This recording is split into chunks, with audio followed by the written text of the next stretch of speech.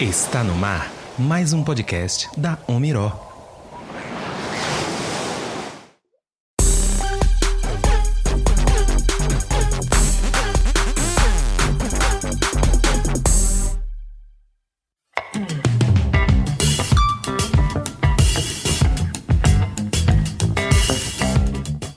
Olá pessoal, meu nome é Edgar Santos e bem-vindo a mais um episódio piloto. Como prometi semanas atrás, chegou a entrevista com a doutoranda em antropologia e pedagoga Sara Nascimento, onde falamos da temporada de Street Food América Latina.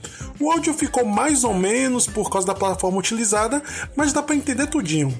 Se você não ouviu, dá uma retornada para se inteirar no episódio, que é pequenininho, uns 7 minutos, acho, e depois volta para cá e aproveita e ouve também o episódio sobre a série da Globoplay Segunda Chamada, que é logo após, certinho?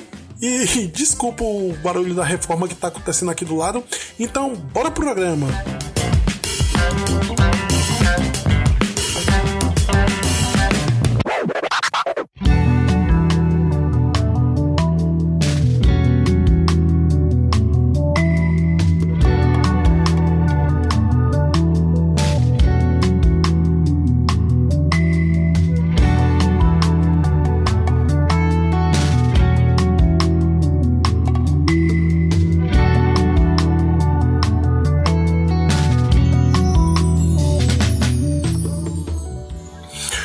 Olá pessoal, bom momento, meu nome é Edgar Santos e esse é o episódio piloto.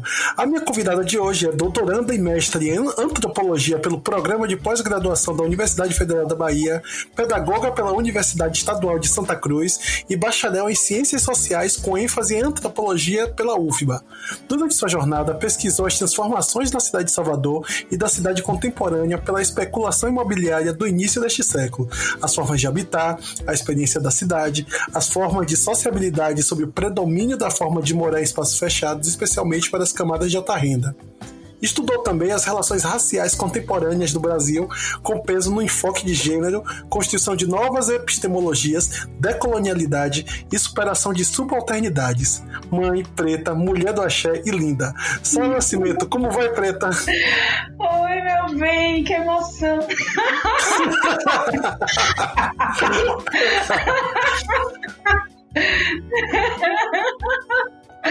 Vou falar que é nepotismo até agora. Nada disso, é uma entrevista entre pessoas que se amam. Exatamente. Na verdade, você está abusando da minha boa vontade, no caso, né? Mas nós estamos aqui para isso também. Né? Certo. Aí, antes de tudo, mozão, obrigado pela disponibilidade. Sei que você está no processo do doutorado e que tempo é um artigo de luxo. Então, é isso. Nada mais justo que agradecer muito pela sua presença e compartilhar seu conhecimento sobre Salvador e sua visão sobre essa série da Netflix que estreou, se não me engano, em 22 de julho e com esse volume sobre a América Latina. Eu agradeço, né, falar sobre coisas que eu gosto, né, que eu observo, que me encanta, né, e é por isso que eu fiquei assim até emocionada reassistindo o episódio, né, para poder conversar com vocês, porque são coisas que me tocam mesmo, né, a gente e as cidades são meu grande objeto, né, é minha grande paixão. Ah, legal. E inicialmente a primeira pergunta é: você gostou? Gostou do quê, no caso? Da série. Você gostou da série? Gostou da série? Eu gostei muito, sim. Gostei, fiquei refletindo bastante. Acho que ela é delicada, né? Acho que ela consegue atingir os objetivos a que ela se propõe, né? Então eu gostei bastante. Obviamente tem pontos, né, aqui que eu acho que poderiam chamar atenção de forma negativa. A gente sempre enfatiza os aspectos negativos, né, em primeiro plano, mas eu queria agora salientar que eu gostei sim. Eu acho até que vou passar mais uns dias e vou assistir novamente a série toda. Acho que vale a pena, sim, investir esse tempo. Certo, certo. Eu também gostei muito, eu achei muito legal. E gostei muito da estrutura, que depois eu fui até dar uma olhada no primeiro volume, né? Porque a Netflix separa por volumes. O primeiro volume é a Ásia, que começa na Tailândia, e o segundo na América Latina. E a estrutura ela é similar tanto nesse primeiro volume quanto no segundo dos demais. Então essa estrutura narrativa que eles criaram embora engesse um pouco, mas é interessante, eu gostei, funciona. Eles vêm, é um formato que eles preenchem com conteúdo e funciona muito bem, aliado a outras coisas técnicas, como a fotografia, que é maravilhosa daqui de Salvador. Sim, a fotografia de Salvador é um caso à parte, né? Eu acho que inclusive é a mais bonita de todas. E olha que as outras também têm uma ótima fotografia, né? Mas enfim, Salvador é maravilhoso. Sim, sim. Principalmente porque tira vários ângulos que a gente não conhece a cidade, né? Que a gente até comentou anteriormente. Esse, para mim, foi um dos pontos positivos, né? Que é mostrar a cidade a partir de tomadas, né, cinematográficas que não são muito comuns, especialmente a partir do fundo do Teatro Castro Alves. Né? Foi uma das que mais me chamou a atenção, além de todas as imagens da Península de Itapajipe, do Bonfim, que são também imagens que, em geral, né, não aparecem muito, né, a partir da Ribeira, né, da Ribeira para cá, para o lado de cá. E, ao mesmo tempo, ainda as imagens da velha Bahia, né, da velha cidade da Bahia. Fiquei pensando muito nisso, né, de como ainda, para falar sobre Salvador, a gente se reporta a parte da cidade que está voltada para a Baía de Todos os Santos, né? Ainda é a parte da cidade, não é a cidade que fala sobre o que é ser soteropolitano, está nessa região da cidade. Então, para mim também foi forte esse aspecto. Certo. E, assim, já que a gente já tá falando sobre... Já começou, né? A gente tá começando a falar da rua.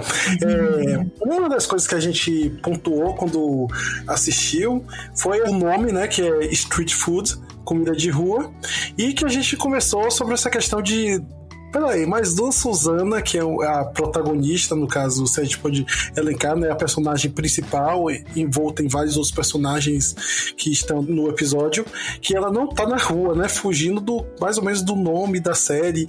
Então, como é que a gente definiria essa questão de rua de acordo com os seus trabalhos, de acordo com o que você estuda? Uau! Bom, isso seria uma questão para responder numa dissertação ou numa tese.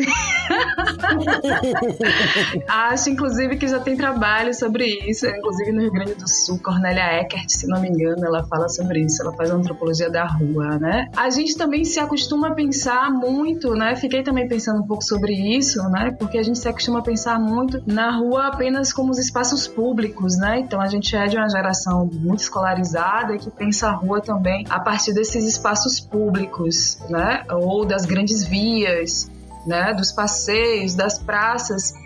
E eu acho, né, fiquei com a impressão de que a série ela não está, na verdade, fazendo uma oposição, vamos dizer assim, entre comida de rua e comida que seria de quê? Então, de dentro, né, de dentro de casa, de espaço privado, seria comida de quê, né? Então, você tem uma comida que é feita na rua, que é vendida por vendedores ambulantes e tal, e que se liga ao trabalho que Dona Suzana faz, e as outras mulheres também, nos outros episódios, pelo seu aspecto popular. E eu acho, inclusive, que é isso que é a maior ênfase da série, né?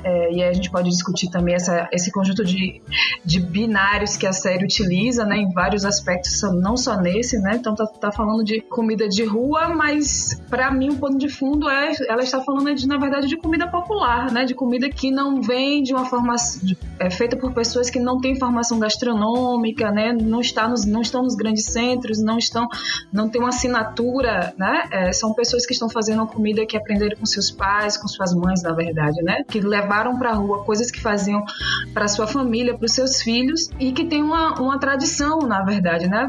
Dessas receitas que talvez a gente pudesse dizer que seriam de domínio público, né? De pessoas de um certo lugar, né? Então, a gente de alguma forma pode dizer que a maior parte das pessoas de Salvador, né? Ou das pessoas de origem popular em Salvador sabe como fazer uma moqueca. manjericão. Talvez não saiam todas iguais e nem todas saiam tão saborosas, mas é uma receita que é conhecida, né? Então, eu acredito que a série ela esteja fazendo esse jogo de oposição. Então, se ela está falando de comida de rua, mas falando, na verdade, de comida popular, de pessoas que são do povo e que estão cozinhando, né, nesses espaços com muita precariedade, né? Que é um dos aspectos que a gente observa também da estrutura urbana de onde Dona Suzana vem, né? Que é esse aspecto da precariedade. Outra coisa também que, né, nesse comentário que você fez, pontua 2 elementos. A questão das mulheres, como é fácil a gente inserir no estereótipo do self-made, da pessoa que se constrói. Que aí, nos meus pensamentos, e não sei se você concorda, vou deixar você também falar a respeito, o que é que você acha, é que no caso de Dona Suzana, de todas as outras mulheres que perpassam a série, que esse conceito não se encaixa por causa dessa carestia que a gente vê na situação assim. O self-made, pelo menos, é aquela ideia de que sim, você é uma pessoa que se constrói, mas aparentemente parece que você tem opções assim, de você ficar, de certa forma, numa mediocridade, por assim dizer. Você pode estabilizar ou você pode apostar para ir mais alto. Então sua vida é sempre completa de apostas até você chegar ao topo. Enquanto essas mulheres não têm caminho. É tipo, ou elas fazem aquilo ou morrem. Mas você está falando de carestia ou você está falando de carência, né? Carência do ponto de vista econômico, né? Econômico, exatamente. Esse também foi outro aspecto que eu tinha notado, né? Especialmente que eu estava pensando em falar mais em relação às falas que aparecem nas pessoas que têm uma autoridade para falar sobre essa comida, né? Então, nessa estrutura da série tem sempre 2 personagens que têm alguma autoridade sobre o assunto para, de alguma forma, explicar, né, entre aspas, por que foram escolhidos esses pratos e essas pessoas. E eu estava prestando atenção de que, por exemplo, isso não foi falado, né? Que elas são empreendedoras, como a gente diz, né? Empreendedoras da necessidade, né? Como se, quer dizer, as pessoas têm falado. Eu não vou lembrar nem de quem é essa referência agora, né? Então ser empreendedora da necessidade é a cara das mulheres de Salvador, né? Das mulheres negras de Salvador. Então, são mulheres que estão fazendo isso há séculos, né? E aí queria assim chamar a atenção, pedir primeiro licença, né? Porque o antropólogo que aparece no episódio de Salvador é também um babá, né? Ali, se não me engano, aquelas imagens de candomblé que aparecem na série são da casa dele de axé. Então, né, peço licença a ele e para falar aqui com um antropólogo, né, que é também professor do meu programa, né, de antropologia. Então, o professor Wilson Caetano, eu fiquei assim observando um pouco a postura dele, né, como se ele tivesse assim meio, não é constrangido, mas é como se ele tivesse procurando se relacionar muito as palavras para explicar o contexto dessa alimentação em Salvador, né? E ele é do departamento de nutrição, então o trabalho dele é sobre nutrição. Então eu fiquei assim pensando, o que deram a ele de script, o que deram a ele de roteiro para ele ficar tão, assim, aparentemente, né? Essa é a minha sensação, não estou dizendo que mas a sensação que eu fiquei é que ele ficou assim meio sem jeito, né? Falando de coisas, repetindo, inclusive acho que a palavra identidade ele fala umas 3 vezes, né? E aí eu fiquei assim pensando que mesmo que pediram que ele falasse, que ele acabou ficando meio engessado, né? A sensação que eu tenho é essa de um pouco de engessamento. Sim. Porque o trabalho das baianas de Acarajé, no caso, né? Não falamos só de Dona Suzana, mas assim, esse empreendimento com alimentação é um dos trabalhos seculares das mulheres negras em Salvador, né? E aí eu fico assim, por que ele não falou dessas coisas, né? Por que ele não falou, né, que as mulheres estão na rua vendendo peixe, vendendo comida desde da segunda metade do século XIX, assim como a própria baiana de Acarajé, que assim, né? E aí, como a gente aprende a falar, né, no exercício de antropologia, né? Se fosse eu, né, se tivessem feito essas perguntas a mim, e aí talvez seja essa a minha oportunidade de falar, né, sobre os mesmos temas e com minhas palavras, e isso não faz da participação dele, não é diminuindo a participação dele, muito pelo contrário, né, cada um vai fazer o seu trabalho de acordo com as condições que tem para isso. Mas se tivessem perguntado a mim, eu diria que essa é a cara das mulheres negras de Salvador, porque foi assim que elas sustentaram muitas famílias e muitos terreiros de candomblé. Né? Então a ligação que as baianas têm, as baianas de Acarajé, é de ter sustentado muita gente, de estar na rua há muito tempo, né? Então é por isso também, né, que além dos elementos que ele coloca na série, é por isso que também a baiana e o acarajé é a cara de Salvador, porque foi um dos empreendimentos, né, que por necessidade as mulheres tiveram que fazer, mas que dialogam, né, completamente ligado à sua experiência de mulher negra no mundo, de mulher negra de terreiro, né? Acarajé é comida de Ançã. E eu não percebo por que ele não falou isso, né? Eu fiz, meu Deus, como é que é? Por que ele não fala disso, né? Por que não fala de Ançã, né? Então, acarajé é uma comida de Ançã, né? E que, de acordo, né? E aí eu não vou poder entrar nesse tema, porque também não estudo religião, mas as mulheres, né, que começa com as mulheres de Ançã indo para a rua para vender o bolinho, e que depois outras vão, né? Isso se torna, quer dizer, tão popular que se torna também parte do que é a imagem, o imaginário de Salvador, tanto para as pessoas de fora como para quem é daqui de Salvador também. Então, como é que você sai na rua no final do expediente e não sente o cheiro de acarajé, né? 5 horas da tarde, né? É o lanche das pessoas, né? É passar por um tabuleiro e escolher um acarajé, um abará e tal. Então isso efetivamente é parte desse empreendimento do que é trabalhar, né? Do que é ser dono de sua própria, como é que eu posso dizer, do seu rendimento, né? Ou seja, ser autônomo, uma mulher de trabalho autônomo em Salvador. E isso vale também para a dona Suzana e para outra, que eu não lembro agora o nome, que está vendendo a bará, acho que é Rosa, se não me engano. Martinha. Martinha.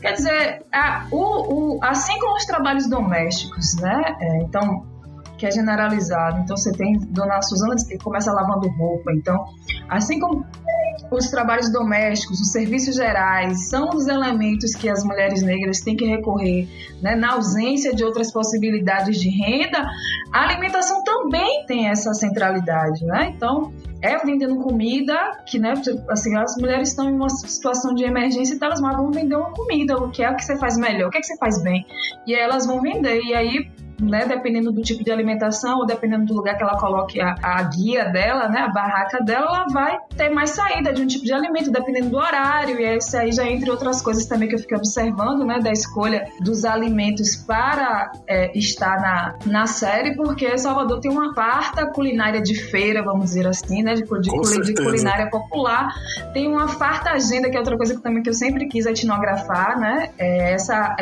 esse cardápio semanal que Salvador. Então, todo mundo sabe que, por exemplo, quarta-feira vai ser dia de cozido. Isso. Todo mundo sabe que sábado vai ser dia de feijoada, dependendo do lugar que você vai, ou então vai ser dia de sarapatel.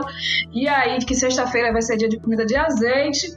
E como é que essas coisas surgiram, como é que se dissemina, como é que, né? E todo mundo se entende, como disse também o outro personagem, né? Por isso que foi bom reassistir, né? A comida desestressa, né? Então, isso, exatamente.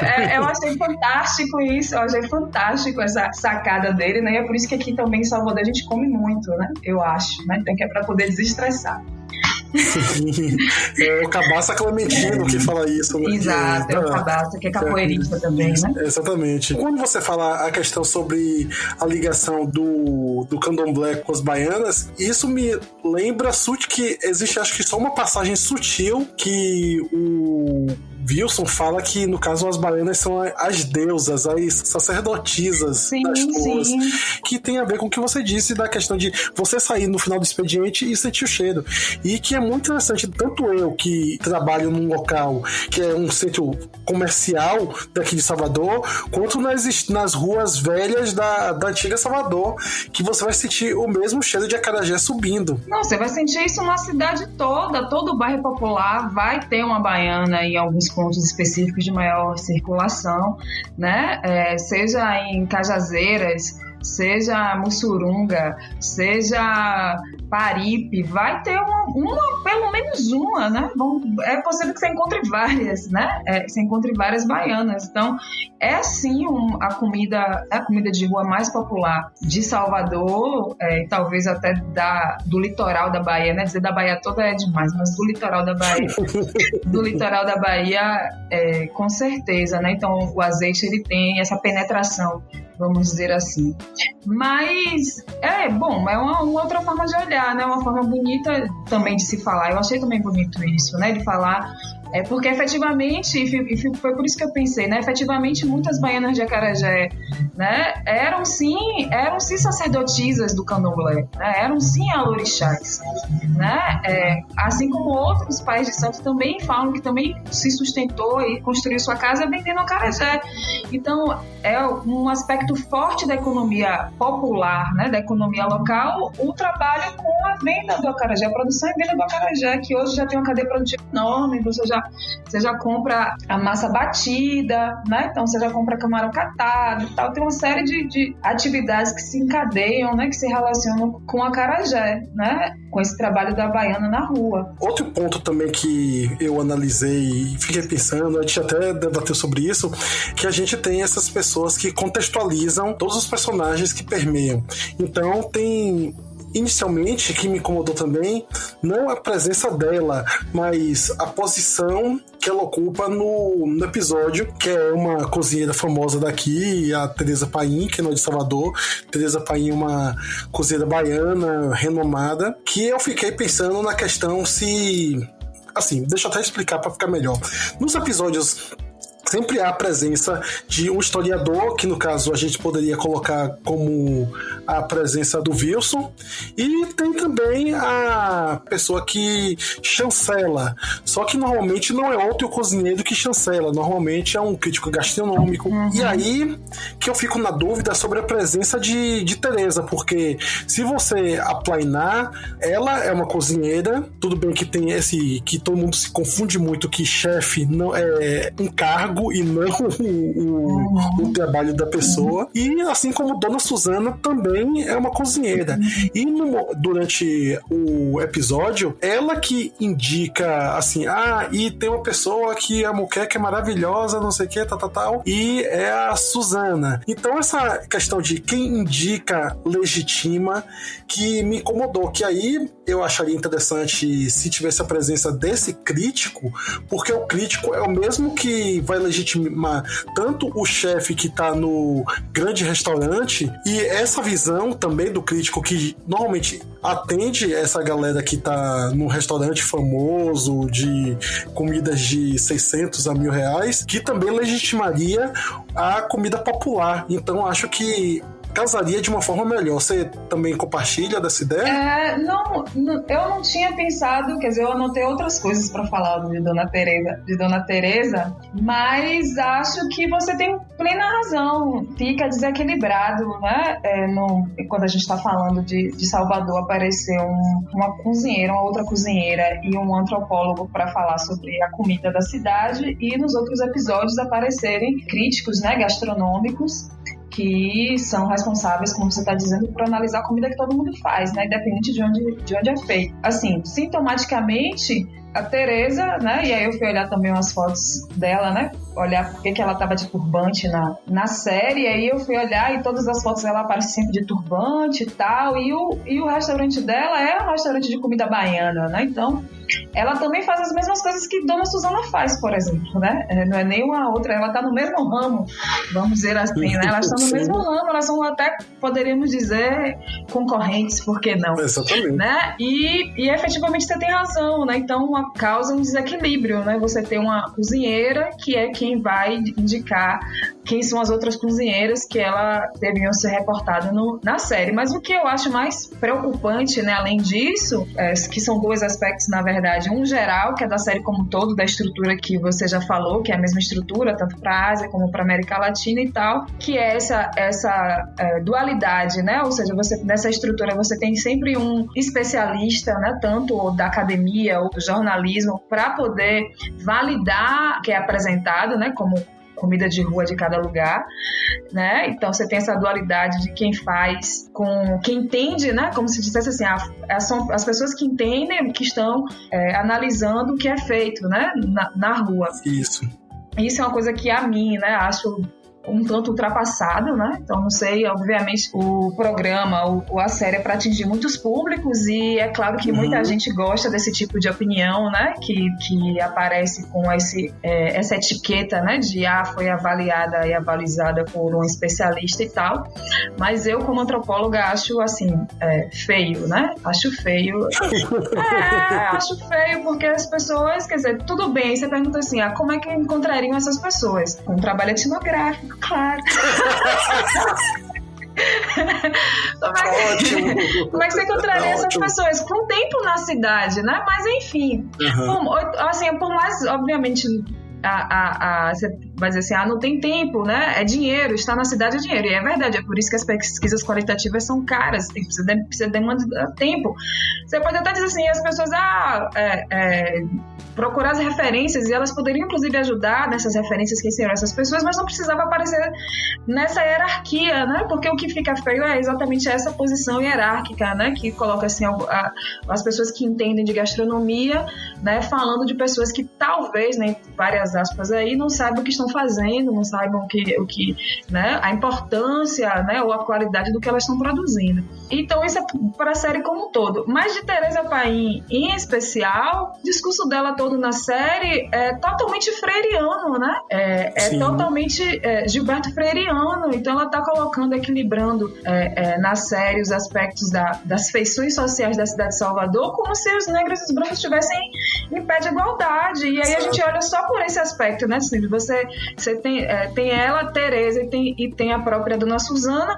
Olha as condições de vida da Dona Suzana e olha quem é Tereza Paim, né? Quer dizer, as duas cozinham a mesma coisa, frutos do mar, com azeite de dendê. E Tereza é dona de uns restaurantes que eu não sei, porque nunca fui, né? Não tive a oportunidade ainda de ir, mas que, né, está muito bem avaliado, né, pela própria crítica gastronômica.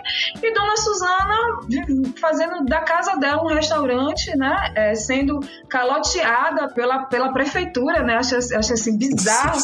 Essa é muito feio. Essa, assim, a parte que diz também muito sobre sobre a nossa condição de vulnerabilidade, né, como mulher negra. E a condição também do que é o Brasil, né? Então eu também, só fazendo um parênteses, fiquei pensando muito assim, onde é que está? No bolso de quem ficou o dinheiro de Dona Suzana, né? Porque não é possível que você faz um orçamento para uma obra, você coloca lá o dinheiro para alimentação e simplesmente o dinheiro para alimentação não chega e fica por isso mesmo. Mas, enfim, então não dá para colocar, olhar para o discurso que Tereza faz como se tivesse tudo bem, né? Como se tivesse tudo bem na cidade, que a moça ela termina falando assim, olha, você vê que ela cozinha por amor. Poxa, tudo bem que amor é uma coisa importante. Amor realmente é uma coisa importante, né, amor? Mas assim, poxa, as pessoas precisam de outras coisas para poder sobreviver. Amor, infelizmente, não enche a barriga. Exatamente. Né? Infelizmente, obviamente a gente pode dizer, analisando por outro viés filosófico, de que esse amor, esse empenho que ela faz, que trouxe esse tipo de reconhecimento, mas ela continua, sabe, não foi falado isso, mas você sabe se ela tem ainda a conta da luz, o dinheiro para pagar a luz da casa dela, de estabelecimento dela? Sim. Sabe se tem condições de melhorar, por exemplo, a cozinha dela, de ter um ajudante, sabe se ela faz tudo sozinha, quer dizer, então as condições de trabalho, as condições de vida, elas precisam também acompanhar esse reconhecimento, entre aspas, né? Então não dá para ficar falando como se a vida, né, a outra moça que trabalha no sol, né, no sol quente, na praia, então olha para isso e diz assim, tá tudo bem, ela tá feliz, ela gosta, e tudo bem, mas as pessoas precisam, quer dizer, precisa haver uma redistribuição econômica também desse fazer da cidade, né? Então que é uma coisa que se critica muito há muito tempo, né? Não é só eu que observo isso, quer dizer, os pretos têm a cara, né? São reverenciados como quem dá efetivamente expressão e identidade, como falou Wilson, a cidade de Salvador, mas não é quem fica com os dividendos, né? Não é quem fica com o recurso, né? Então não é quem fica com a remuneração disso, né? Então tá indo para onde? Tá indo para quem?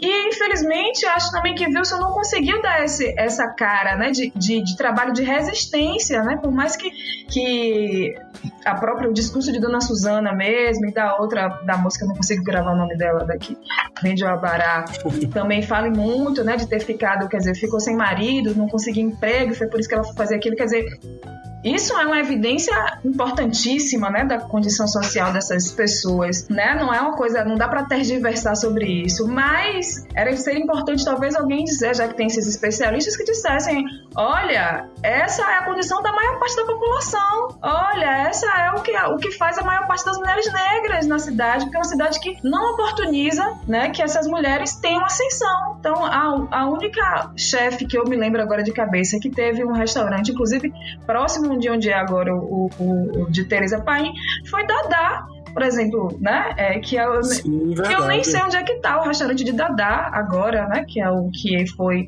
cozinha, que saiu da condição de empregada, né, doméstica, de cozinheira, para a condição de chefe, né, dona do seu próprio restaurante, que é uma trajetória que você vê em pouquíssimas vezes, né, assim como o Feijão de Adelaide também, mas eu não sei nem se dá para comparar e tal, eu teria que também, para não ser injusta, né, verificar as trajetórias e tal. Então eu acho que para mim, essa participação de Teresa, ela é problemática, especialmente nesse aspecto, né? Então, e aí, na nossa conversa, eu já tinha falado sobre que o episódio que eu tinha mais gostado foi o da Bolívia com as cholitas, porque... E aí eu acho que esse que é importante, né? Então, a especialista, que eu não vou lembrar agora se era antropóloga ou não, ela já começa dizendo: este é um grupo de mulheres ligadas a grupos étnicos historicamente perseguidos pelo governo, pelo Estado. Então, você situa politicamente também onde é que estão as pessoas, né? Não são simplesmente obra da natureza, do acaso, desse encontro de raças que tem aqui no Brasil e que olha como todo mundo se dá bem, como a praia, como ela vai falando, né? A praia tá todo mundo. Que todo mundo é esse que tá na praia, gente? Quem são mesmo essas pessoas que estão na praia, né? É todo mundo mesmo? Quer dizer, tá todo mundo, um com os iates, um pelo lado dos iates, outro pelo lado da areia, né? Então, sabe, essa democracia racial que ela acaba expressando no texto dela, para mim é uma das coisas também mais agressivas, né? Agressivas porque perpetua uma ideia, né, sobre Salvador que, enfim, que você tem dados concretos que apontam para o contrário, então, que apontam para a desigualdade, que apontam para as condições de vida muito precárias, para o genocídio, né, da população negra, dos jovens negros, de violência policial, uma série de elementos, né, de desigualdade na cidadania, que não dá para simplesmente a gente olhar com esse óculos dourado, né, embora o dourado seja a cor mais bonita, que tá todo mundo feliz. Existe uma felicidade na população negra, né, que é uma das coisas que eu mais admiro, né, que é essa resiliência, essa forma de viver, né, sem ser amargurado, né? Porque as condições que a gente vive era pra gente viver muito amargurado, né? Mas a gente não é assim. Então isso eu acho uma coisa linda, realmente, fantástica de se ver e tal, mas isso não pode ser o caminho pelo qual a gente vai fingir que os problemas não existem, entende? Exatamente. Não vai dar a tônica efetiva dos problemas pela qual a cidade vive. Que aí você percebe o quão a série, embora tenha muitas qualidades, ela procura romantizar também a história do pessoal, né? Tem uma certa romantização, e isso é por vários momentos e por vários elementos, como, sei lá, o uso de música alta quando a gente tá no ápice, quando a gente vê que a pessoa cresceu, e assim, a pessoa cresceu, e aí esse questionamento que você faz é muito importante. Cresceu pra onde? E aí? E depois disso? E também foi um ponto muito importante que você me falou agora, que tem a ver com esse tal crescimento, com essa parte de, pô, e cadê o retorno financeiro dessa galera? Que é muito de... a pessoa veio e conhecia aquele pipoqueiro lá que tava, sei lá, na frente do colégio dele. E anos depois é o filho do cara do colégio, o pipoqueiro continua lá. E aí sempre, pô, quando eu estudei também, nossa quezinha tava lá, pô, gente fina. E acabou o papo sobre esse cara que tá vendendo pipoca na frente do local há 30, 40 anos e a vida continua a mesma coisa, naquela mesma paletada no dia. Não é só, quer dizer, o que você tá falando não é só a questão de você ter um pipoqueiro que tá passando 30 anos ali. Ele aprendeu aquilo ali, é o negócio dele. Se ele tá conseguindo sustentar a família e tal, tá tudo bem. Aí o que a gente fica pensando é, pô, mas aí se o filho começa, se a opção do filho é continuar esse negócio do pai, né? Como é no caso da maior parte das mulheres negras, né? Então, pô, se o ofício da filha é também cozinhar, é também ser empregada doméstica, é também ser lavadeira, então significa que tem uma coisa que não tá funcionando nesse discurso aí de que, né, de que tá todo mundo evoluindo, que tá todo mundo bem, né? Então, a gente tem um certo discurso desse, a gente também precisa do pipoqueiro, né? Ok, mas a gente pode remunerar melhor, né, o pipoqueiro, né? A gente pode remunerar melhor as baianas de acarajé, pode remunerar melhor quem faz serviços gerais, né? Então, se a gente tivesse uma desigualdade social, econômica menor do que a gente tem, talvez esses serviços não fossem tão degradantes. Correto. Como eles ainda são. Mas eu não sei se a série é exatamente romântica, né? Para falar aqui com o que você estava dizendo, você vai falar pelo aspecto cinematográfico, esse não é meu forte, mas especialmente por esse exemplo da Bolívia, eu não acho que a série seja romântica, né? Então, o que eu fico com a sensação é que é mais ou menos esse lugar que a gente fica, né? E aí eu falo assim, a gente como baiano, como brasileiro, que a gente fica toda vez que a gente tem que falar da gente para outras pessoas de fora. Como é que a gente se porta, né? Como é que a gente fala da gente mesmo para quem é de fora? Esse, para mim, é uma questão importante. Então, saber dosar, né, os pontos positivos e os pontos negativos, para mim, seria o grande lance, o grande salto, né, de qualidade, vamos dizer assim, do episódio aqui em Salvador. Porque, por exemplo, a história das Cholitas, ela não deixa de ser tão dramática nos pontos que são dramáticos e de vitória. A gente está falando sobre a questão da jornada do herói e tal, né? Elas também têm esses elementos, mas, não sei, a mim foi muito forte quando alguém explica por que são as Cholitas, quem são elas, né? E no episódio todo só fala, quer dizer, todas as pessoas que são apresentadas são desse grupo, né? São das Cholitas e tal. Para mim foi importante, né? Não deixou de ter um texto parecido com os demais episódios, mas situou, né?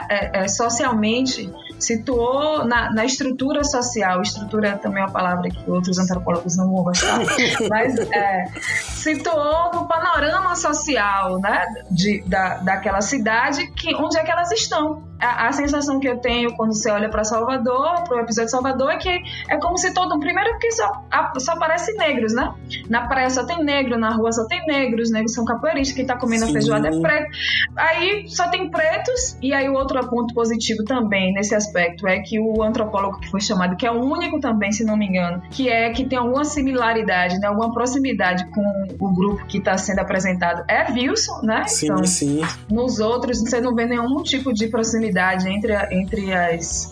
Quer dizer, aparente, né? Porque a gente está falando aqui de questões sociais, étnicas ou raciais. Então, esses são uma série de elementos que podem diferenciar, e eu daqui talvez não tenha condições de compreender a dinâmica do Peru, a dinâmica da Colômbia, a dinâmica de outros lugares, né? Eu sei que Bolívia e México tem muito essa questão com os indígenas de lá, tanto que fica mais explícito no caso da Bolívia, né, no caso das Cholitas e toda a treta que teve, por exemplo, com a saída de Evo e a mudança da bandeira que ele utilizava, e no México também, que até no filme da Netflix, que vai estar indicado ao Oscar Roma, mostra um pouco que, assim, as domésticas eram as pessoas indígenas, enfim. Mas, por exemplo, o outro episódio que eu acho que é de Bogotá, que é da Praça da Perseverança. Eu acho que é Bogotá. Das cozinheiras. A maior parte das cozinheiras também são negras. Isso é muito interessante. São negras, mas você não tem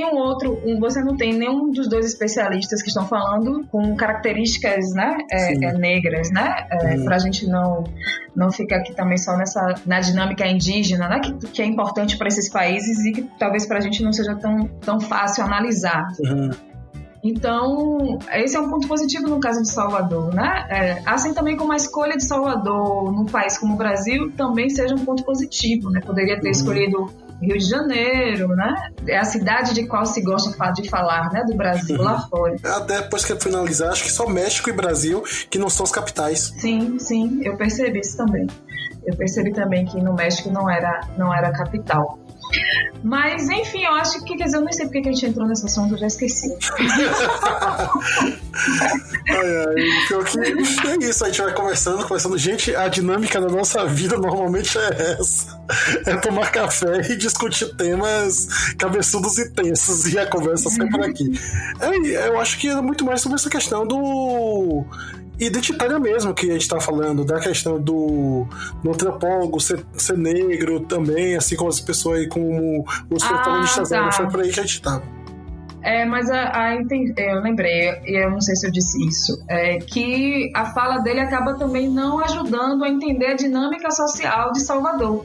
Né? Desse lugar também de subalternidade que a população negra está em Salvador, mesmo com esses aspectos, né? Com esses espaços como a capoeira e como o candomblé, que são espaços de prevalência, né? da cultura negra, né? De matriz afro, mas ainda é um lugar de resistência, ainda é um lugar de luta, né?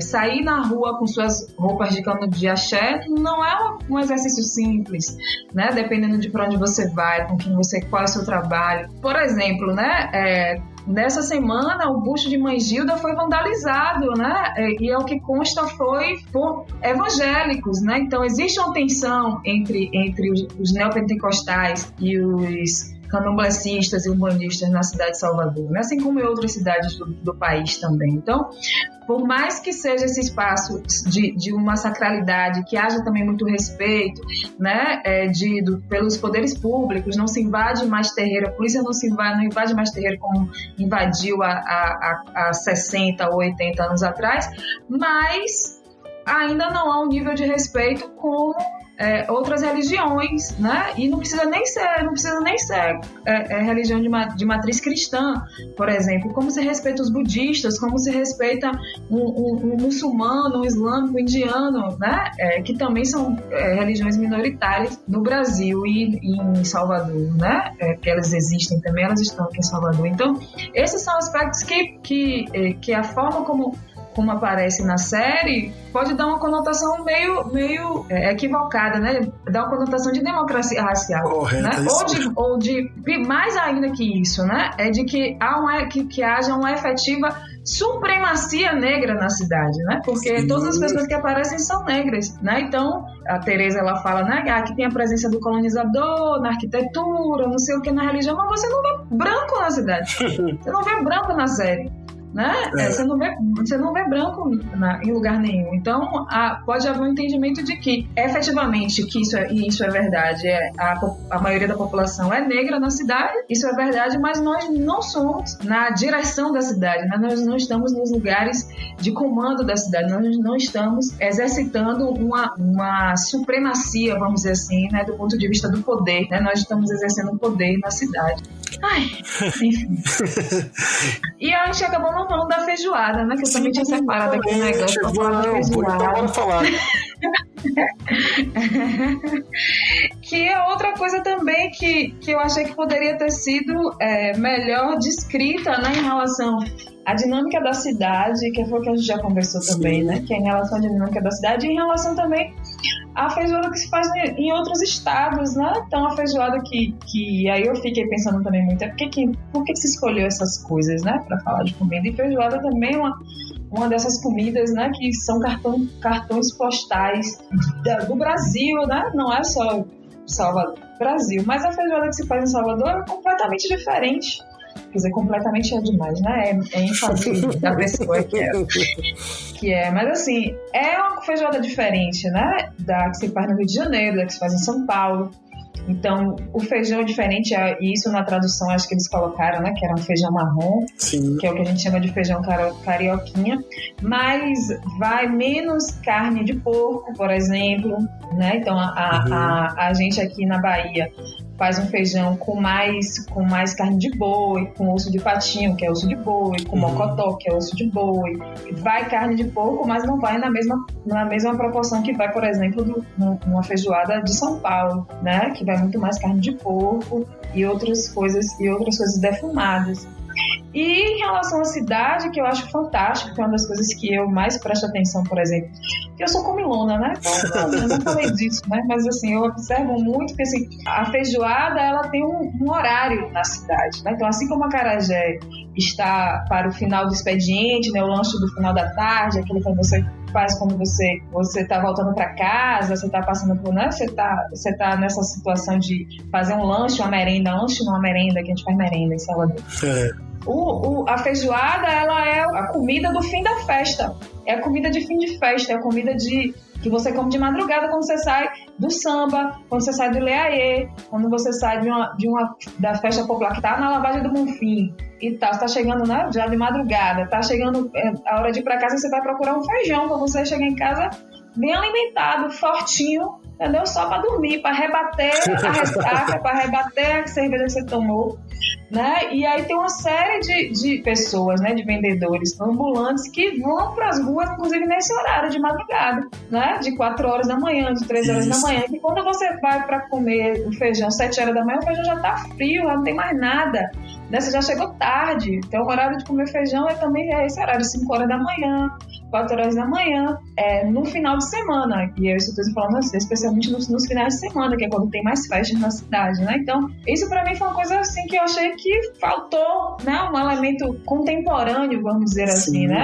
Porque eu não sei, quer dizer, eu que também não falei disso, né, gente? Que eu não sou de Salvador, né? Eu sou ilhéense, então talvez por isso eu preste mais atenção em algumas coisas, mas também não sei responder outras, né? Então, estou falando do aspecto contemporâneo, mas eu não sei de quando é esse hábito de se comer feijoada, né? E aí eu achei, assim, inclusive, meio forçada essa relação da feijoada com a capoeira, né? Tudo bem que o rapaz que faz, né, o tal do cabaça é capoeirista, mas, enfim, não é só capoeirista que come feijoada e tal, não ficou assim meio estranho pra mim, né? Pra mim ficou um negócio assim meio estranho, meio troncho. Como você disse, assim, eu acho que faltou essa parte mesmo da compreensão da feijoada na sociedade, como a feijoada é um elemento de ligação das pessoas e de momento, e não a comida só, o feijão, não só a fritura. Isso.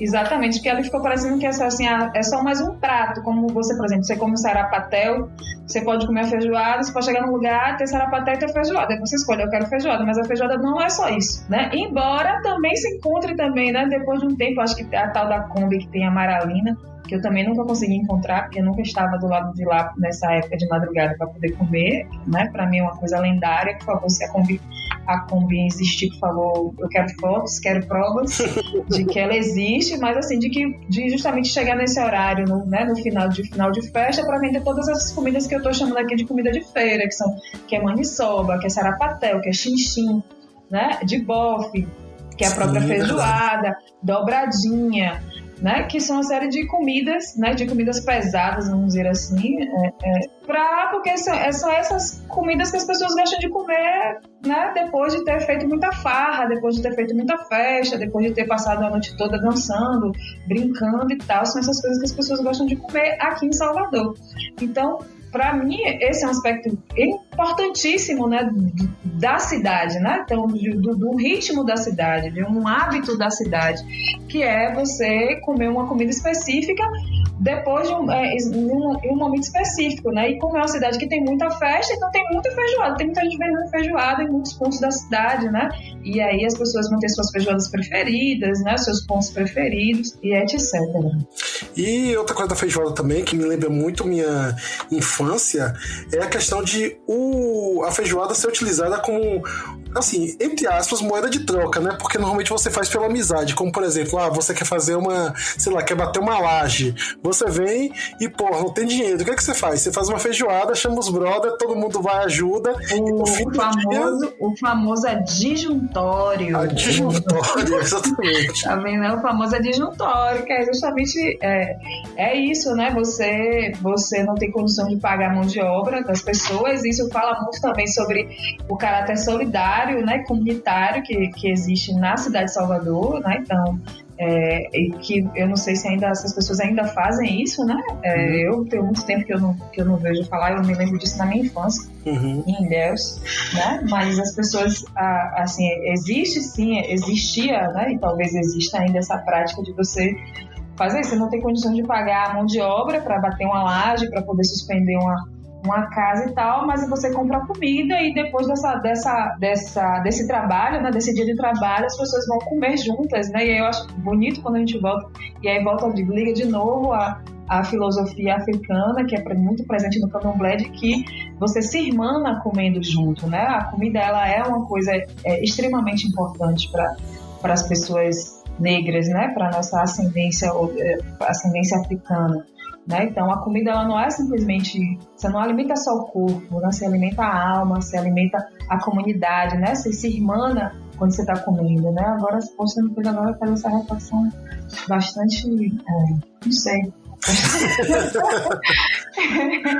é isso, né? Quer dizer, você, poxa, alguém pode olhar assim, é um pagamento, mas assim, não é só isso, você está celebrando a amizade, né? Você está celebrando a união, né? Você está celebrando a solidariedade, né? Então, são coisas muito importantes ainda pra gente aqui, né? Eu espero que essas coisas não se percam. Bom, a gente já tá chegando ao final e aí eu reservei uma pergunta pra gente fechar, e essa pergunta é muito importante e que você agora vai ter que responder, Sara Nascimento. Ai, meu Deus, diga. Qual é a sua comida de rua preferida? Oxe, acarajé! Oxe, acarajé, sem sombra de dúvidas. E eu gosto mais de acarajé do que abará, fica aqui registrado. Somos dois. Acarajé frito na hora, entendeu?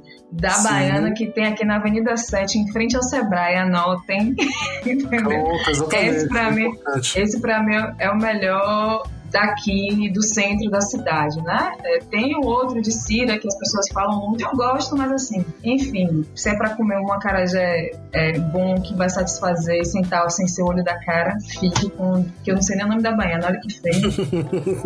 Mas que é uma esquina que eu gosto muito, é uma esquina de poder, aquela encruzilhada. Ah, ótimo. Então, mas tem outras comidas de rua também, por exemplo, eu adoro pastel, né? O pastel é muito forte. Assim, acarajé tá em hors concurso, assim, mas pastel, o coração bate forte. Pastel de queijo. Pastel, né? Pastel de carne. Eu gosto de pastel de carne, também frito na hora. Gosto de cachorro quente também, né? Cachorro quente com bastante molho. E sim, outra coisa também que até a gente comentou, né? Que é o churrasquinho, né? Que não aparece em hora nenhuma, nem na praia. Eu falei assim, que negócio estranho, velho. Não aparece um churrasquinho de gato. Aparece um momentinho. Assim, aparece um momento, assim, uns 3 segundos, dá uma piscada pra mostrar assim, mas... Nem na feira, foi que horas que apareceu? Porque eu não vi, você assistiu o episódio. Não. Acho que aparece, uns 3 segundos, se não é na introdução, pra dizer que a Bahia tem várias coisas, aí pá, aparece um churrasquinho assim do nada. Sim. Mas só assim mesmo, assim, ele aparece, dá tchau e acabou, não mais aparece. Churrasquinho é pra mim também uma delícia. Gosto muito, churrasquinho é muito bom. Ah, com certeza. Então é isso, Sara. Muito obrigado pela presença. Novamente, muito obrigado pelo seu tempo. Valeu por compartilhar seu conhecimento. E espero chamar você para outros episódios piloto, pra gente conversar também sobre outras séries, sobre outros temas. É isso.